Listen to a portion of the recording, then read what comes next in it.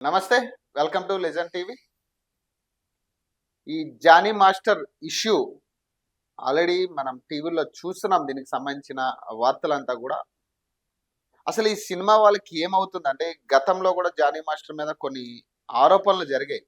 పార్టీలో దొరికినట్టు గాని, అంతకుముందు కూడా ఏదైతే మేడ్చల్‌కి సంబంధించి ఒక యువత కాలేజీ యువతి మీద కూడా దాడి చేసినట్టుగా కొన్ని ఆ మధ్యన 6 నెలల జైలు శిక్ష కూడా అనుభవించిన వ్యక్తి ఈయన.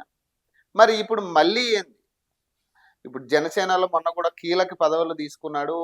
ప్రచారంలో ఒక ఏదైతే ప్రచారంలో కూడా ఒక భాగంగా ఆయన ప్రచారం చేయడం జరిగింది. విస్తృత ప్రచారం కూడా చేయడం జరిగింది జనసేన తరపున. మరి అట్లాంటి వ్యక్తి మొన్న కూడా యూనియన్ గొడవల్లో యూనియన్ ప్రెసిడెంట్‌గా ఉన్న ఆయన యూనియన్ గొడవల్లో కూడా కొన్ని ఇష్యూస్ రైజ్ అయ్యాయి. తోటి కళాకారులు లేదంటే డాన్సర్స్ కూడా ఆయన మీద కంప్లెయింట్ ఇవ్వడం జరిగింది. ఆయన బిహేవియర్ మీద గాని దీని మీద. మరి ఇప్పుడు ఏదైతే వెలుగులోకి వచ్చిన అంశం ఏంటంటే 21 సంవత్సరాల డాన్సర్ మీద ఈయన పలుమార్లు లైంగిక వేధింపులు చేసినట్టుగా ఇప్పుడు వార్తలు రావడం జరుగుతుంది. మరి ఏంటంటే ఎలా జరిగింది ఇదంతా కూడా? ఎందుకు ఇంతగానం దిగజారిపోయి ఒక స్టేజ్‌లో ఉన్న వ్యక్తి అటు బాలీవుడ్‌లో గాని, బాలీవుడ్‌లో గాని, ఇటు టాలీవుడ్‌లో గాని ప్రధాన డాన్స్ మాస్టర్ ఇప్పుడు ఉన్న టాప్ 2లో ఒకడనుకోవచ్చు మనం.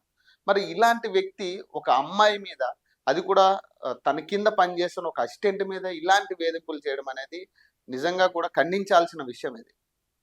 సో దీనికి సంబంధించి రాయదుర్గం పరిధిలో ఇదంతా జరిగింది కాబట్టి, ఆ యువత కూడా రాయదుర్గానికి సంబంధించిన యువత కాబట్టి సో అక్కడ కేసు అయితే నమోదు చేయడం జరిగింది. పలు సెక్షన్లు కూడా దీని మీద విధించినట్టుగా తెలుస్తుంది.